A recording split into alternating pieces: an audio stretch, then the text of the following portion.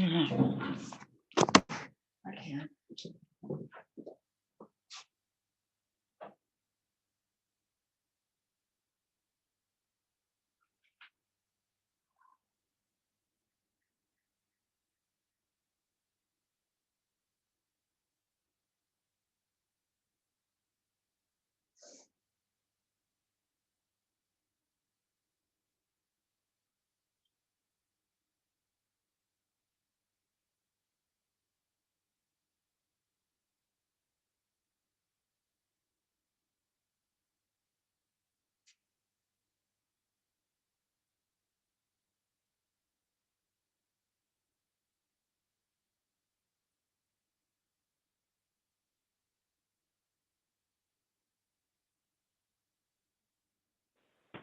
Hello, everyone. We will give it a few minutes here before we get started.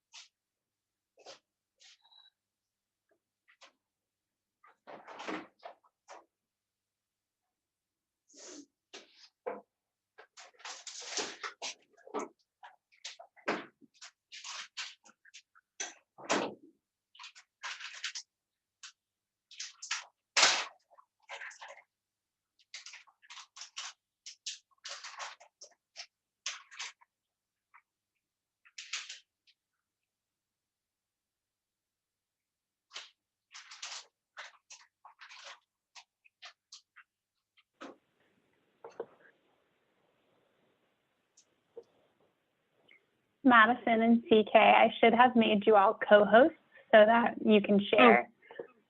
Did you get a notification about Perfect. That? Yes. Great.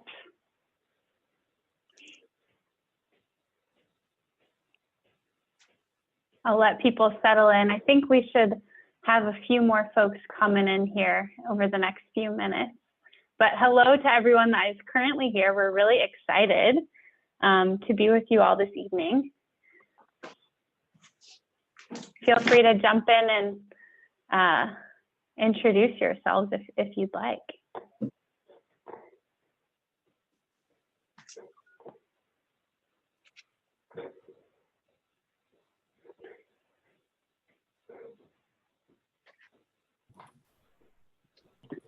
Are Madison and Marshall brothers? We are. He's the brains behind the outfit. So I'm Greg Wilson. I'm in Frederick, Maryland, and I have wanted to get into agriculture, but it's a high upfront investment, and the ideas that your company has brought up has been very intriguing because it's very difficult to figure out where the finances come from for all these supportive programs. It's just hard to find out. So finding out about you is very exciting. Thank you. Well, we're really happy you're here, Greg. Thank you so much for introducing yourself. Hi, Sawyer. Hi, are we doing intros? If you want, not everyone has to. I just figured while we wait for people to come in, we could have folks chime in cool. as they want. I'll give you the 30-second is, I know Sammy through school, but we both are heading into the world of ag afterwards. I work with a company that farms pistachios, almonds, and dates in Arizona and California. Thank you. Hi, my name's Corinne Wright. I'm in South Carolina, and my husband and I recently just purchased just over 100 acres of like uncared for, not cared for forest land. It had been harvested a couple times, so there is some pine still covering it, and we're hoping to turn it into silvo pasture and start a cattle ranch. Wow. Well, congratulations. That's super exciting. Thank you. Where are y'all in South Carolina? So I'm actually still active duty. So I'm stationed in Charleston, but the property is out in Walterboro. Okay, great. Are you from around here? We have some family property out in Eugene, just north of Charleston. It's a Yeah, beautiful okay. area. Yeah, it's fun. Yeah, good for you. Thank you. And to those that have just popped in, we're just going to give it a few more minutes, probably 2 more minutes until 5 minutes past the hour before we start off. So feel free to say hello, introduce yourself, let us know where you're at on your farm journey before we get started.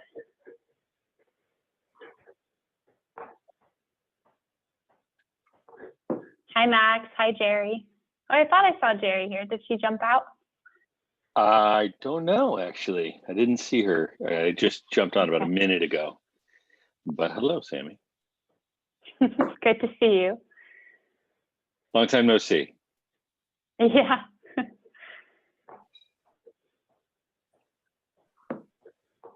Hi, I'm Bruce. Good crowd. Hi, Hi, Bruce.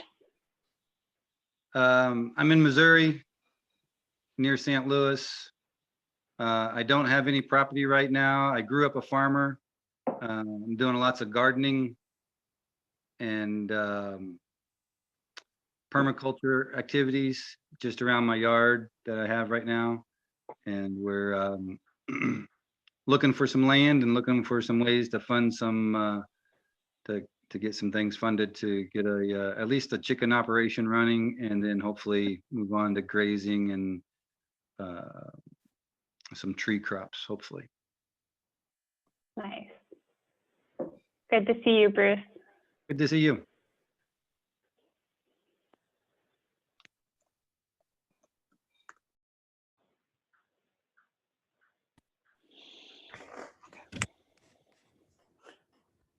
All right. Well, people might come in. I'm going to go ahead and mute everyone just to start. So what we're going to do today is share some resources for you on your farm journey. So FarmLeasePro, Madison, and PastureMap, CK, and FarmRaise here, we all kind of banded together and realized we had this desire to share outreach to our communities of farmers and really help each other help each other reach farmers with their resources, help you all learn how to get access to funding and to land, and also the technical support you need to make your farm your dream. And what we're going to do today is we'll each take about 10 minutes or so and share with you the resources our organizations can offer. And then we'll have some time at the end, probably about 15 minutes for Q&A. So we'll ask you to write down your questions, hold them in your head till the end, and then we can do Q&A at the end. And we'll share at the end of this event too. I'll record this and we'll share kind of some takeaways for you so you know what the next steps are to engage with us moving forward. And for those of you that stay all the way till the very end, we'll also do a raffle and give away a basket of company swag and a membership discount to those of you that stay, to one person out of that raffle. So to get started, I'm going to kick it over to Madison, who can help us think about how to find farmland. Oh, and I should say, by the way, this is for all stages of farming. We're going to talk about things that can help you when you're just starting, but also if you already have a farm and you're looking to grow or optimize, there will be much content in here that's relevant to you as well. All right, thank you, Sammy. And I just want to share her same words there, that we just appreciate everybody being here, and we're excited to kind of help give these resources to the community. And so I'm going to try and share my screen here. Let's just see. Can everyone see that? Okay, great. Yeah, that looks good. Yeah. Great, thank you. I'm not as advanced as Sammy. I don't have a background on mine, but but we're going to work with it. So FarmLeasePro, we're going to talk about farmland access today. And this is, as Sammy mentioned, for everybody, whether you're a beginning farmer just starting out or you're a row crop farmer that wants to expand. Everybody has trouble with farmland access. But a lot of people don't realize there's more than 350 million acres of farmland rented out in the US each year, about 40% of all farmland. It's just a massive, massive market. And despite that, land access is consistently cited as one of the largest challenges that farmers face. So there's some problem there. There's something going on. That just shouldn't be the problem today. So going on here, when you do rent land, it's typically done one of two ways. It's either through a rental, a handshake agreement with a neighbor or a family member, and there's usually no written lease there. And there's some real problems with that we'll go over in a few minutes. Or they're done through an auction style, and there's some real problems with that as well. So we'll go through both of those and what the problems are and how we're solving those. And then lastly, landowners and farmers are asked to rely on their own personal network to find land or find a farmer. And that's just not right. There should be, in today's day and age, you have Zillow for houses, Carvana for cars, you have all these different things. But for farms, you're forced to go wait at the feed shop and try and spread the word that you're looking for a farm. And that's just kind of crazy. So about a year ago, we saw all these problems and began to build FarmLeasePro. So I'm going to walk through some of these problems and just the overview of the market really quick. Farmland has been a great investment for decades. And you now have a lot of baby boomers, farmers that are retiring after having built up a huge amount of equity in their farm. And their kids are in the city, they don't want to farm, but they don't want to sell the family farm either. And so you have all this farmland that is really not being supplied into the market. And so the value of that farmland has gone up and nobody wants to sell it, so they're renting it. At the same time, like I mentioned earlier, farmland access is really, really hard. And in fact, the National Young Farmers Coalition found that no matter what your situation is, wherever you grew up, whether you were farming for the first time or had been a farmer your whole life, land access was people's largest challenge. And then farm rentals are done with a handshake. You know, oftentimes this is between a neighbor or a family member, and that presents some really big issues because let's say someone has an injury on the farm or the crops are destroyed, you're going to have a huge argument. And if that's with somebody you don't know, that's already a big problem. If that's with a cousin or a brother or a sister, and that could damage your relationship for the rest of y'all's life. And so if you take nothing else from this presentation, let it be that you have to have a written lease. Whether you're renting out land to other people or you're farming on a rented piece of property, you really need a written lease. The other way of renting farmland is typically done through an auction. And this presents some real issues as well. Normally there is a lease signed because it's being rented to a stranger. So they do make you sign a lease, but it's often done to the highest bidder. And that presents issues in that it may not be the right person for the land. The right person is not necessarily the one who's going to pay the most.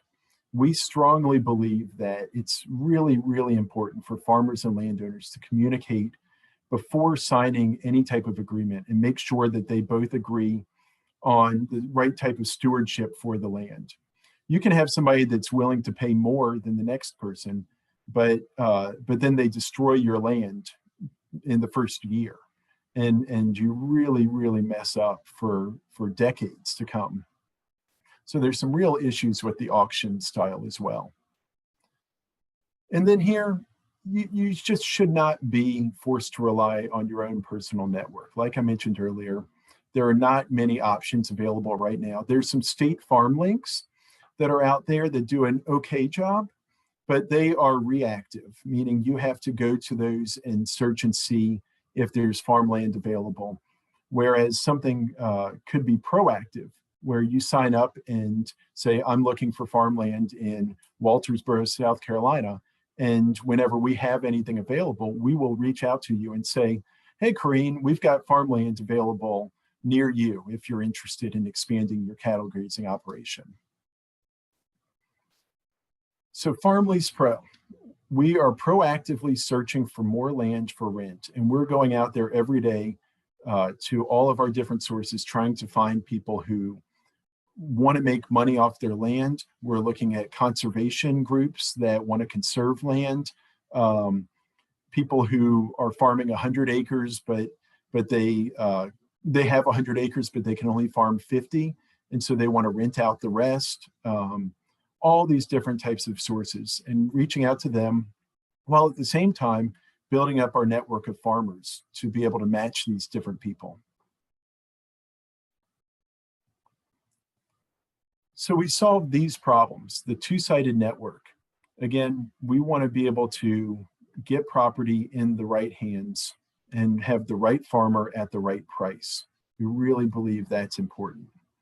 And be able to have good matches, good lasting matches of farmers and landowners. And then easy communication. We strongly believe that the auction process creates some really bad outcomes in terms of land stewardship. And so we encourage communication. We encourage you to message back and forth with each other through our website, to call each other, to go visit the site. And it results in much better relationships for the landowner and the farmer. It builds trust. I wouldn't want someone on my land that I hadn't met before. And then we recognize that despite that, there could be disagreements in the future. And so we want both sides to be able to access documents like the lease, like an insurance document, soil samples, crop history reports, all the messages and communication that the two sides did before. We believe strongly that both sides should be able to access all of those documents and all the communication, so that if there is some type of issue in the future, there's no doubt and no question about what the past has been and what the two sides have talked about and agreed upon. And then secure payment.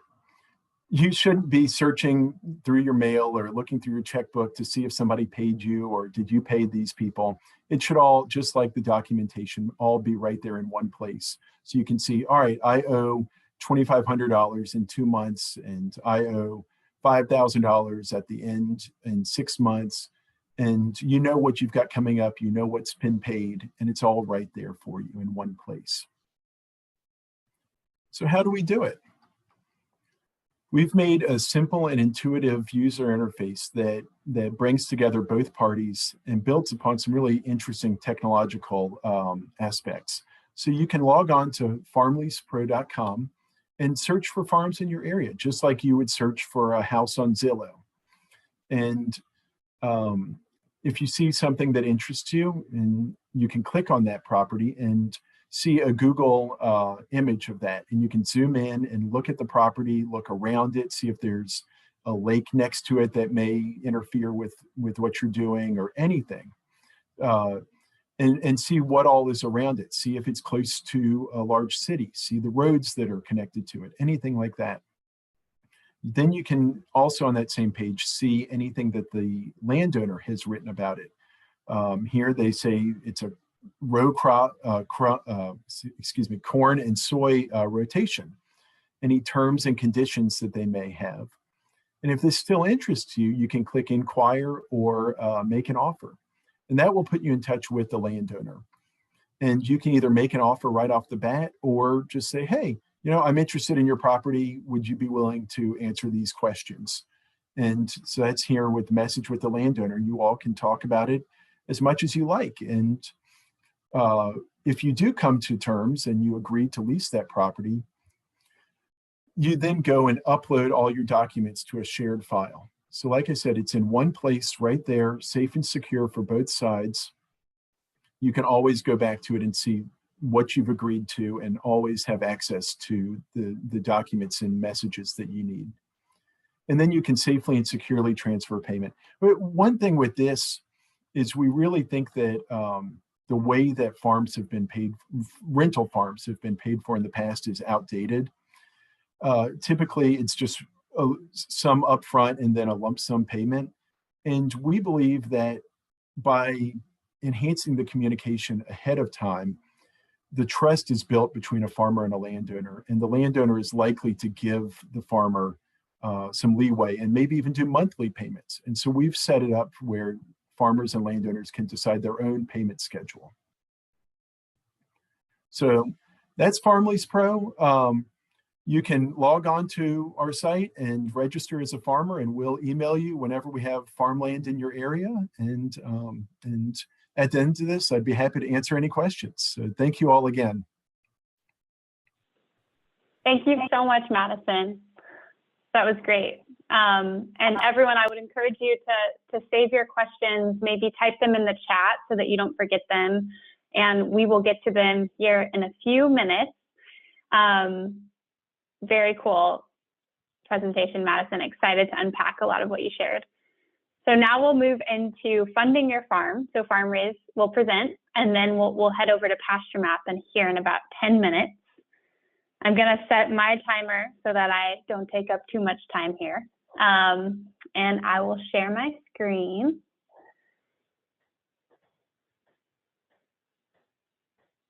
All right, here we go.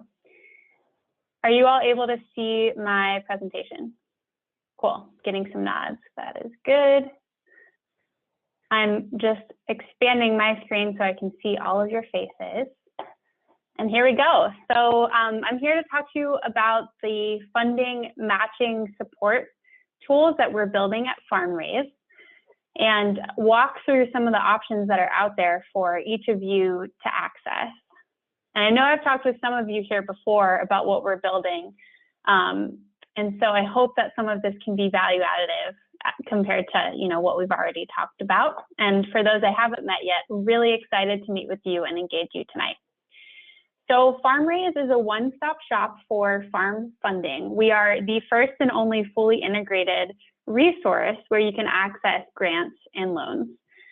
We are a new organization. We started this year in March, and we have been producing resources since then. We have some big plans that I'm excited to tell you all about tonight. So really where we sit is at the middle of farmers and federal grant programs, state and local grant programs, loans, and private capital coming from folks that are interested in supporting farmers but don't know how to reach them. And so we're trying to create this ecosystem where instead of Googling all these different options, as many of you have told me you do when you're looking for funding, you can come to FarmRaise and find what you're eligible to apply for, and then actually take the next step and apply. At FarmRaise, we really see that the bigger issue here isn't access to funding, it's actually farm profitability and planning for that. And sometimes you just need capital today to get you to a place where you're achieving profitability in the long run, whether that's to transition to soil health or add a new value-added product to your operation. And so we see farm profitability as both business planning and soil health. And in terms of business planning, really the first step in your farm finance journey should be to sit down and chart out a business plan. And there are some awesome free resources for this. There's a module through the University of Minnesota called Ag Plan that I would recommend as a starting point. And that might be a good way for you to kind of engage with the vision you have for the farm, the questions you have to answer in order to get to where you want to go. And then you can take that to FarmRaise, for example, and then we can work together to chart a path forward. We can also help you with your business planning, and we'll be able to support you more on that journey in the coming months as we up our capacity to service farmers. And so business planning, it's about diversifying your revenue streams, planning for any value-added products. It's understanding, okay, in 5 years, this is where the farm needs to be.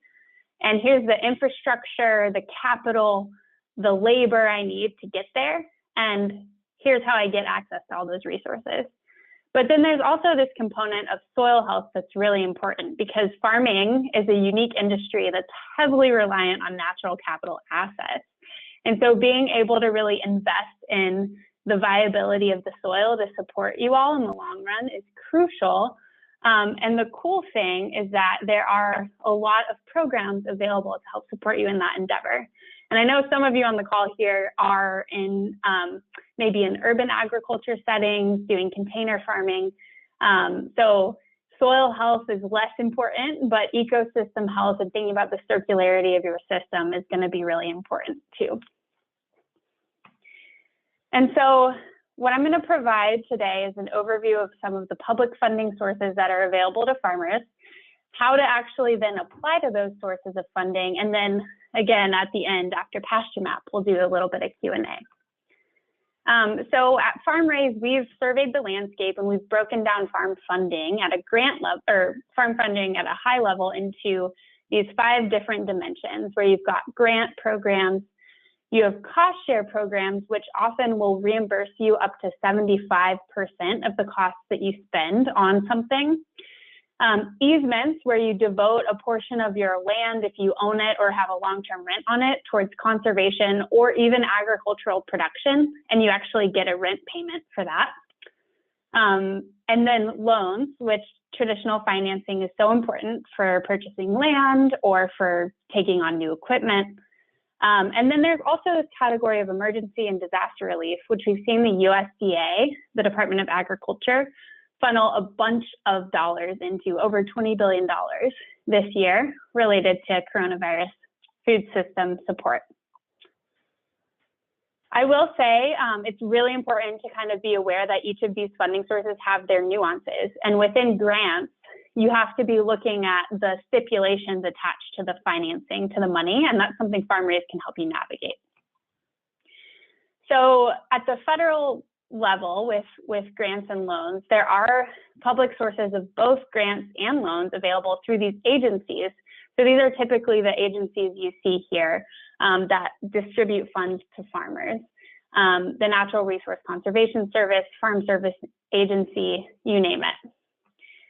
And I picked out a few of these programs today that these agencies offer just to touch on. I don't feel like you have to memorize this. We will be sending you resources after the call, and you can access all this information through FarmRaise at any time. But just wanted to give you a sample of the type of resources and the amount of money that's available.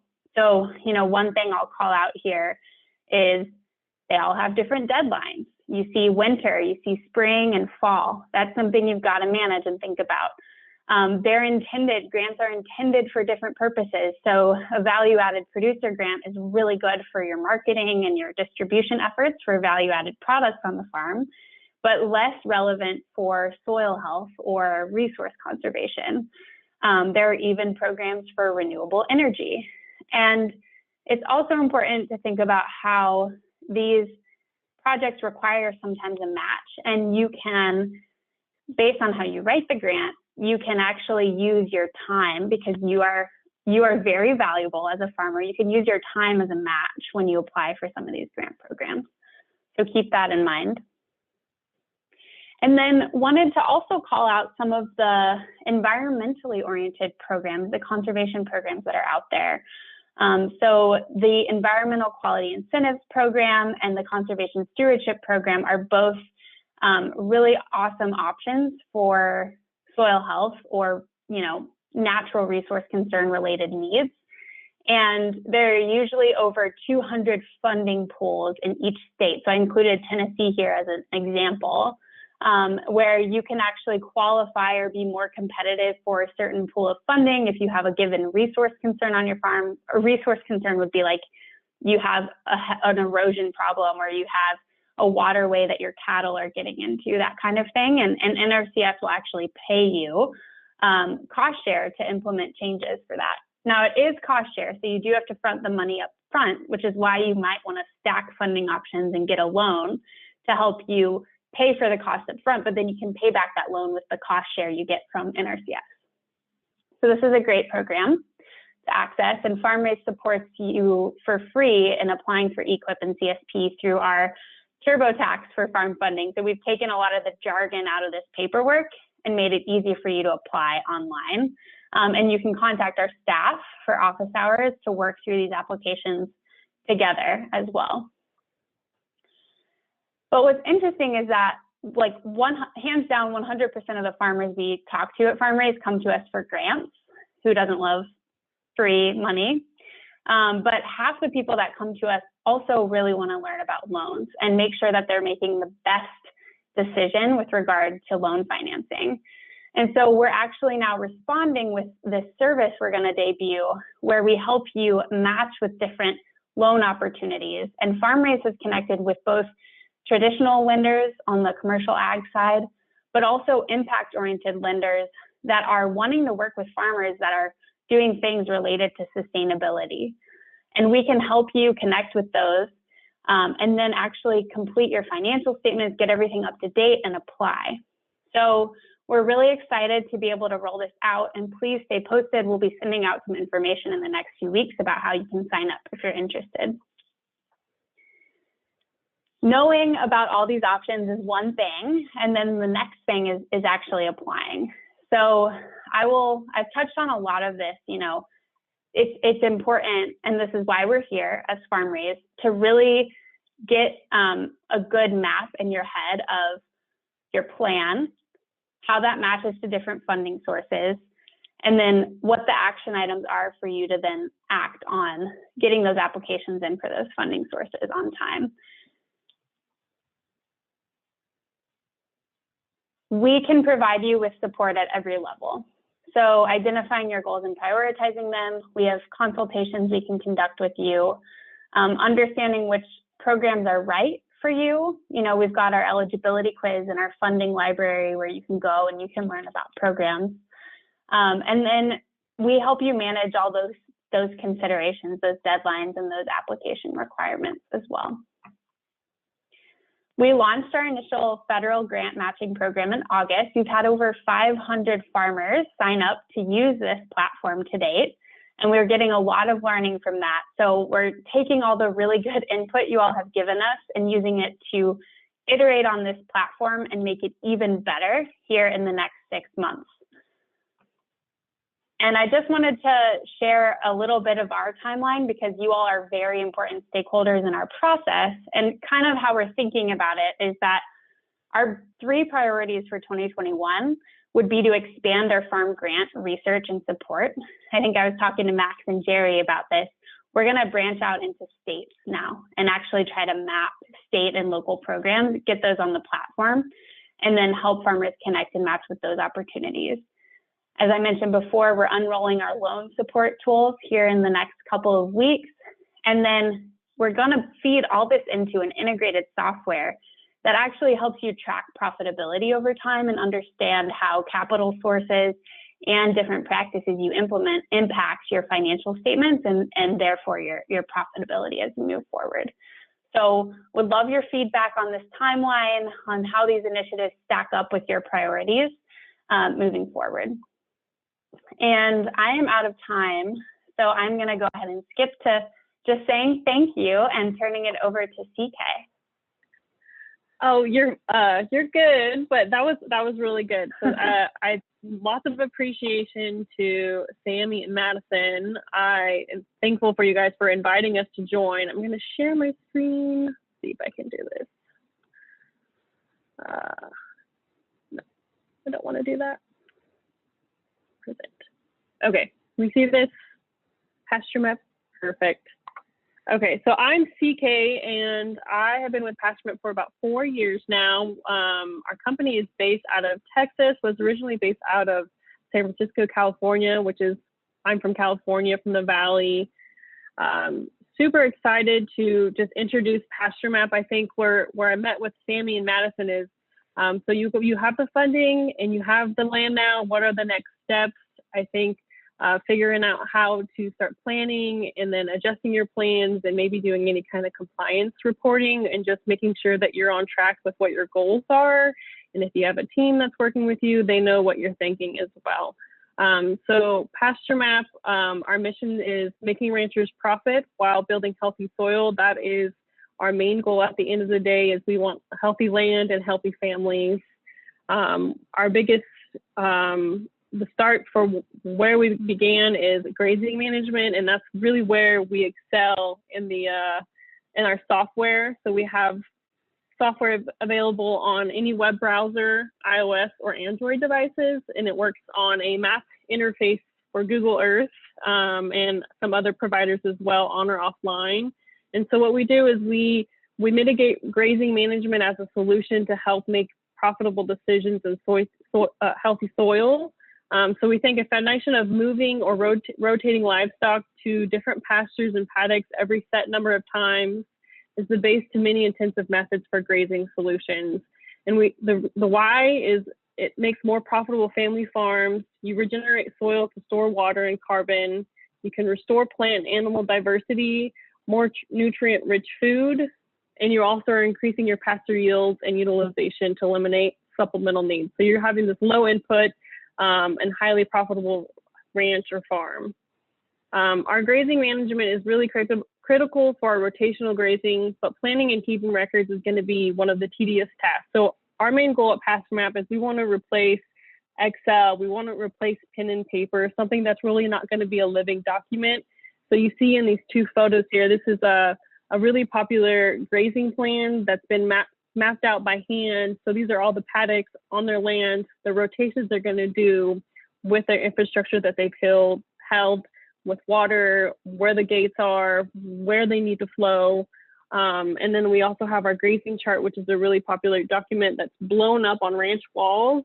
And what we've done is we've used those documents and put it on a live software that you can use on your phone, and you can always keep records, so you're not spending hours in the office making sure that you're moving to the right places and you know what's going on. PastureMap is essential for simplifying your life. I always tell my ranchers, I want to make your life easier, not harder. So if it's difficult, let's figure out how to make this easier for you. So you'll see, this is kind of what it looks like on one of your ranches. If you're logged in, you'll get a ranch overview. You'll see you'll see their most recent activity is you've moved your chickens 2 hours ago. You have overdue planned moves. And it's just really helpful in getting a good idea of what's going on at a first glance, where we need to go, and if you need to make any fast decisions or have any insights right away, hopefully we're able to do that for you. Ranching insights that you get are rest days automated, so those are really important for recovery days. I heard someone say they're interested in doing silvo pasturing, so I think we have a lot of ranchers in North Carolina who are doing that, and they love being able to pasture hogs in these wooded areas and still get 2 different crops from that. You can see what your animal days per acre are, grazing days, forage capacity, and any kind of ranch infrastructure as far as where your water points are, rain gauges on the ranch. And if you want to do rest days in the interval, you can see these red spots are going to be spots that you probably don't want to visit right away. And you can always change that depending on what your growing season is or where you are in the country to change what you think is going to be a good rest interval. As far as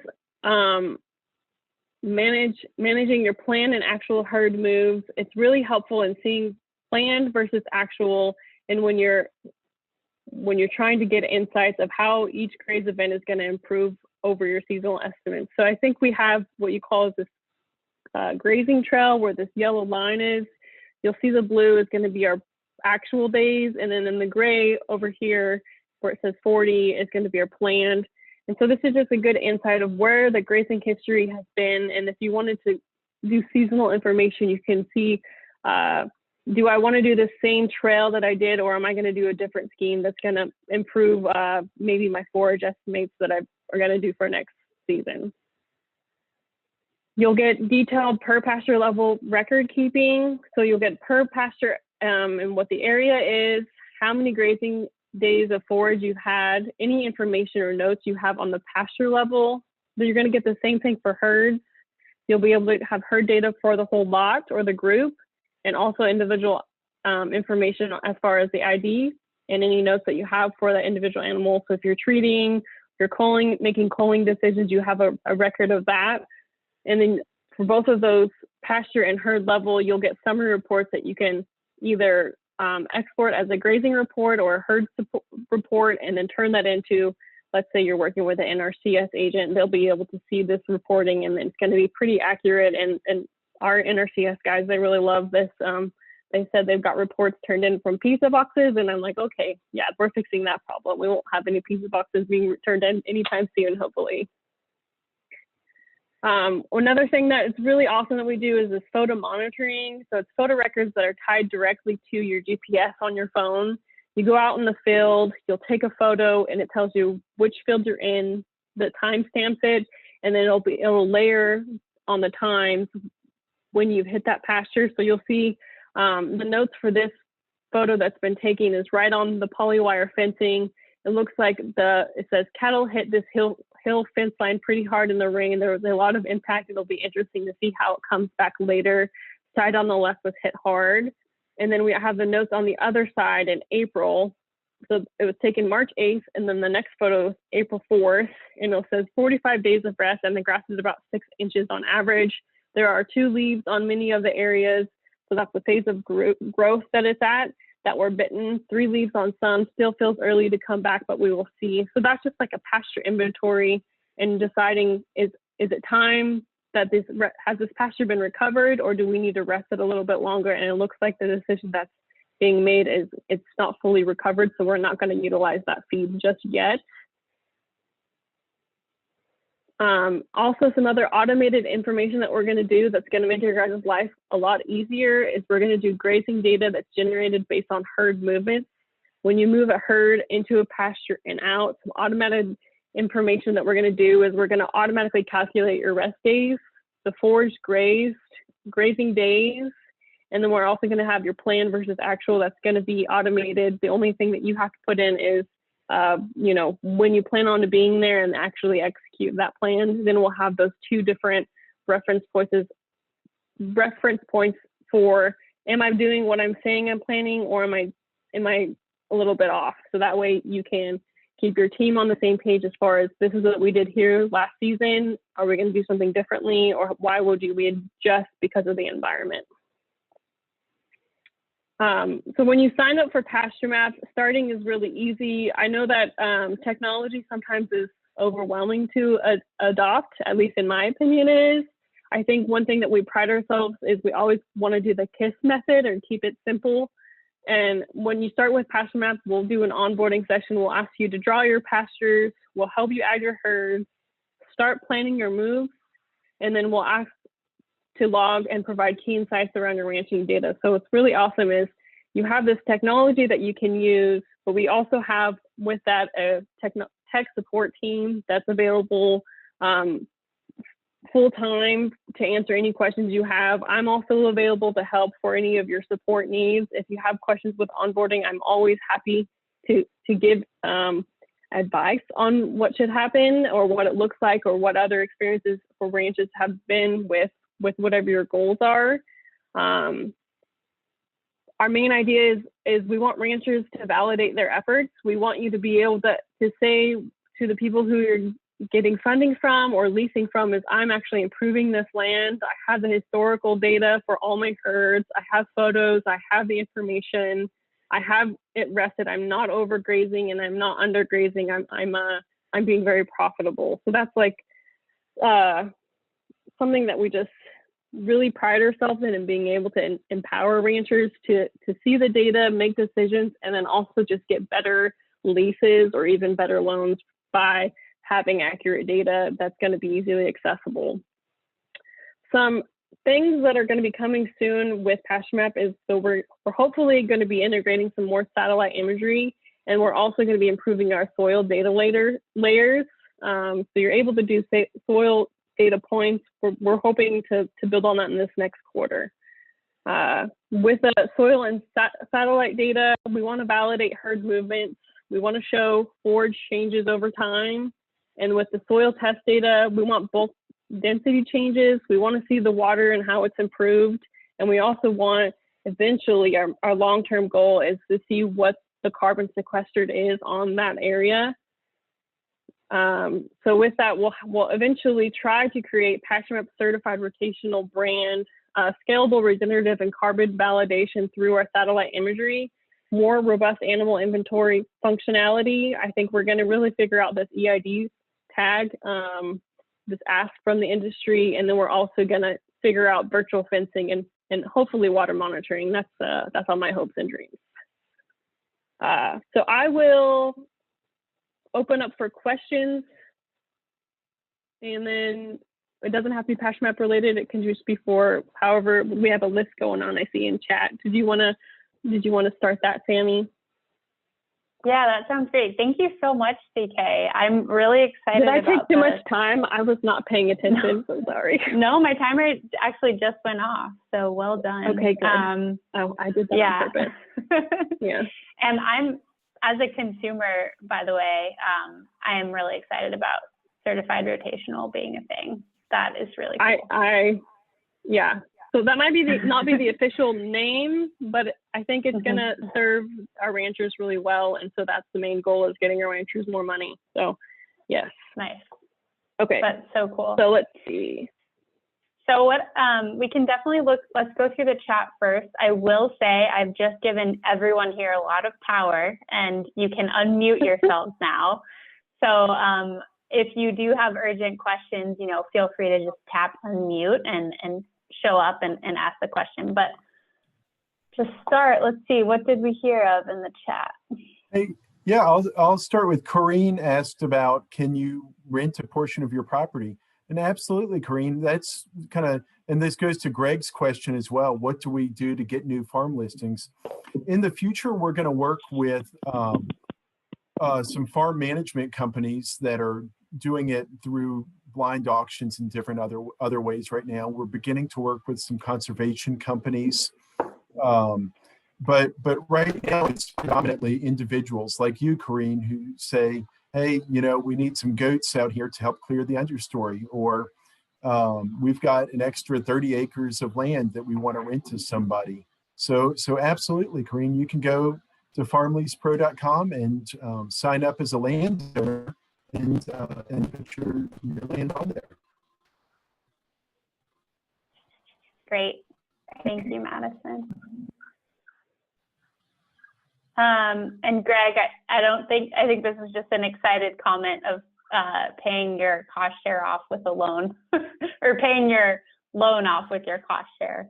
I think it's really exciting to think about how you all can stack these funding options, and that's something that we're actively working to embed within FarmRaise, is really a path to do that.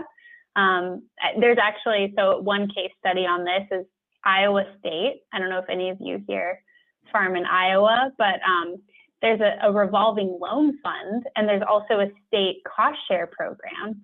And the cost share program is oversubscribed, but people aren't actually, knowing about the revolving loan fund. And so the revolving loan fund doesn't have as much participation, but they're designed to be used in tandem. And so we're trying to really highlight those opportunities and help people try to pass forward. So yeah, my reaction, amen. I share that for sure. And then Greg also asked, CK, for you, does rangeland include pastured dairy operations? Right. So any farm or ranch that wants to map out their land and have animals that are grazing, I think that's where it works really well. If they're doing dry lot dairy farming, it doesn't really work just because you're feeding supplemental feed to these animals, and I don't see that the use case would fit there. But if it is like organic, where they have a compliance reporting of 30% of the dry matter intake has to come from pasture, that's where we can help to prove that they fit that organic certification, to make sure that this is where their grazing is. And then you put in a pasture inventory. I took 1,500 pounds of dry matter and divided by however many animals. There's a lot more math to that. It's really not that simple, but yeah, we do that. And then I'm saying, I'm working with USDA and universities studying rangeland. There may be opportunities. Yes. So if you have any opportunities that you have, we actually are working with NRCS right now to figure out a beginner grazing program, the PastureMap, to give out for free. So we really are trying to figure out how to give a free plan to anyone who needs it.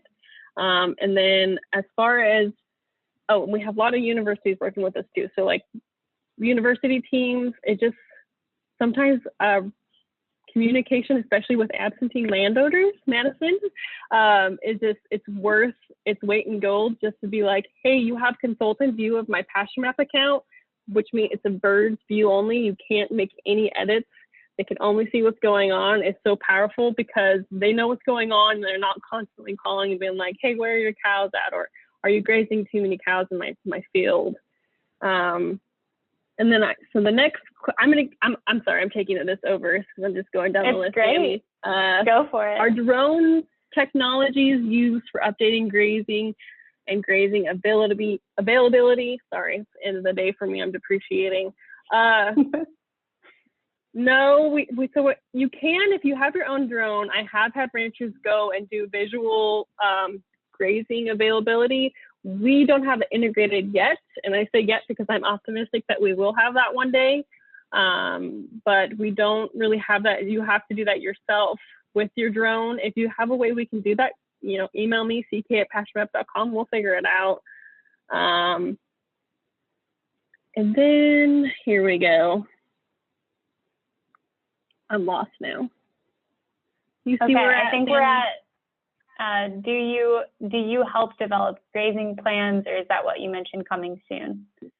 So yes, so we can help you develop grazing plans and get you started on any techniques that you want to do. If you can decide on the methodology you want to do. So we say rotational grazing or regenerative grazing. And I don't want to pigeonhole myself because there's so many great grazing methods, ultra high density, if you're just moving more than once a day, depends on just what your goals are and what your management is for availability. I can help you with that, and I can help you get started so that you feel comfortable making decisions on your own. Absolutely. Grazing classification is 60% dry matter during pasture available. Seems good to hear working with dairy. Yeah, so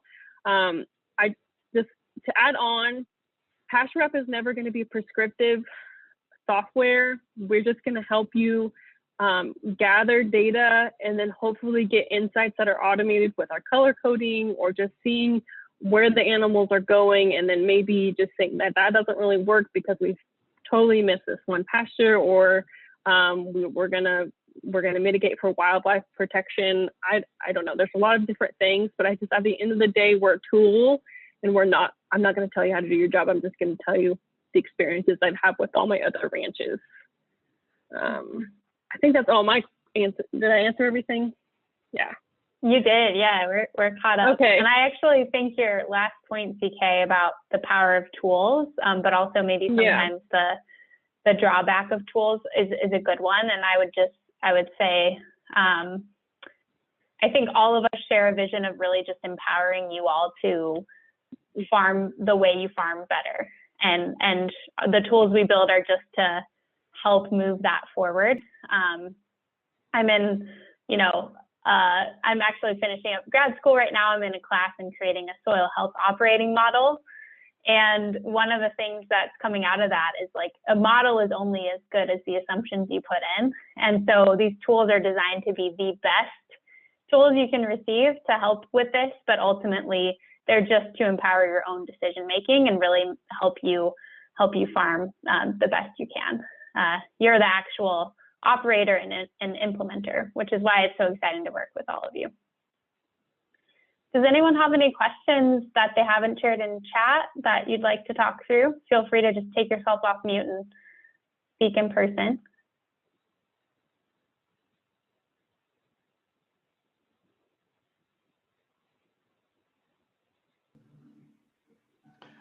This is Greg. This is really exciting stuff. So I have lots of ideas. In terms of one of the roles that I play is I'm with the U.S. Department of Agriculture as part of their partnership in data innovation. So when I mentioned in terms of we're looking at these things that I'm working with, anyway, so if there are ideas in terms of where some data innovation issues, certainly some of the things that you're bringing up are things that we're talking about in terms of managing our research lands.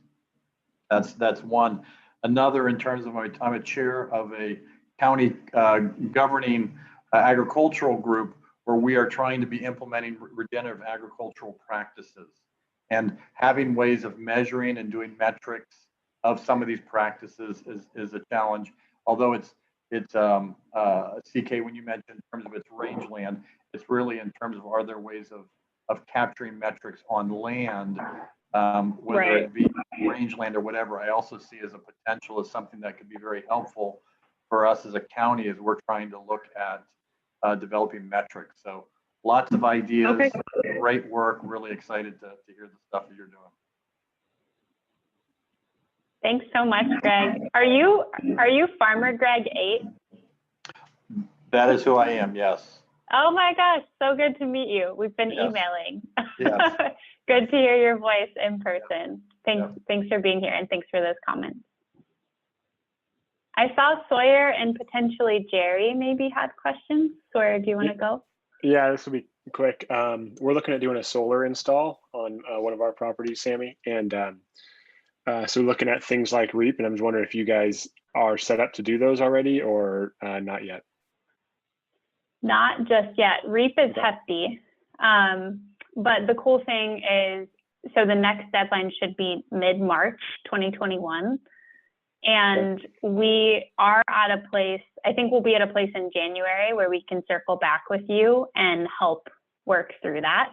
And what we're planning to do for those hefty grants is offer two types of service. So one is empower you to write it yourself by providing you with templates and editing support, where FarmRaise is mostly your guide to help you walk through the process. You do all the writing and the creating, and then we help make it pretty and help you get everything in technically sound. And then a more involved method where we will help you, we'll write it for you. So we can talk about that. I'm going to target early January to circle back on that since the deadline will probably be in March. Also to note, REAP has both a loan and a grant that you can apply for. We'd probably like both. We're going to finance it with somebody's debt. So if it's USDA debt, that's fine. So yeah. Cool. You get it's actually favorable to do both, and they incentivize you to apply for both. So okay, cool. Yeah, thank you. Good to know. And Jerry, did you have something? No, not really. I guess we spoke so recently, but the portion on the initial funding is useful, and so we'll be having to do more work, and then we'll circle back and talk to you. Oh, that I think sounds great. He has gotten in touch with me. We're supposed to talk tomorrow. Good. Yeah. So thank you. Wonderful. Yeah, I thought you waved your hand. So I did. Wanted to highlight. I just wanted to say thank you. And, you know, well, thanks for being here. So thanks. Of course. Thank you. There's a shout out to David. Where are you located in the chat? Oh, he said Southeast Iowa. Oh, Southeast Iowa. Oh, nice. Yep. Well, great. We've got a few minutes left, maybe one more question, and then I want to announce the winner of our raffle for tonight.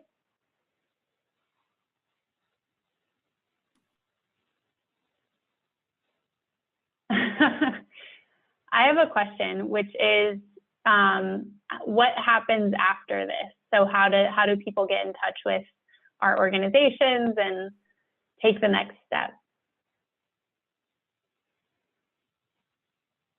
Sure. So for FarmLeasePro, you can go to www.farmleasepro.com. And I would encourage you, if you're looking for land, even if we don't have anything in your area, to go ahead and register. It's completely free.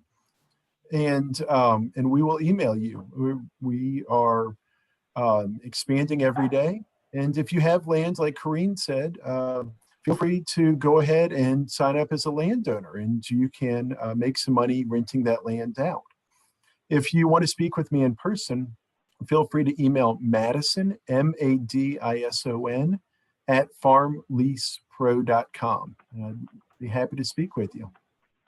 Thank you all for being here today too. It was great to hear Sammy and CK's presentations and the great work that they're doing. It's fun to hear about all the different technology and the different approaches being brought forward to help everybody. So thank you all for being here. Thank you, Madison. And CK, how about getting in touch with PastureMap?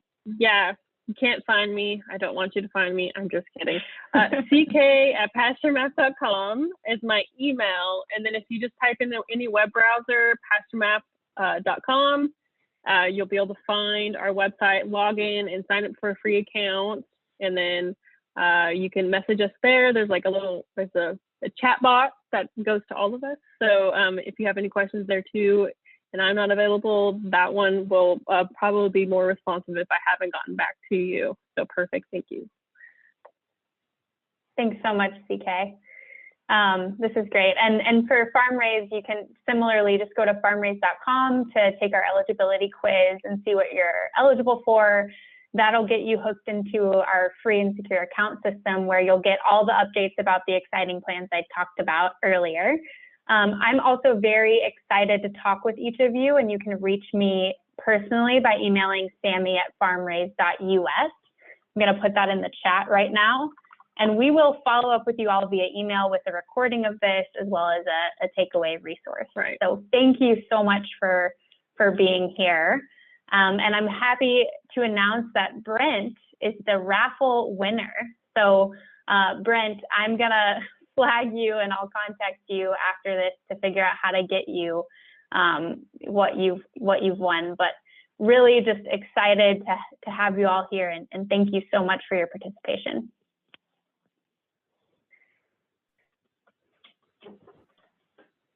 All right. Have a good night, everybody. Thank you See you again. soon. Thank you.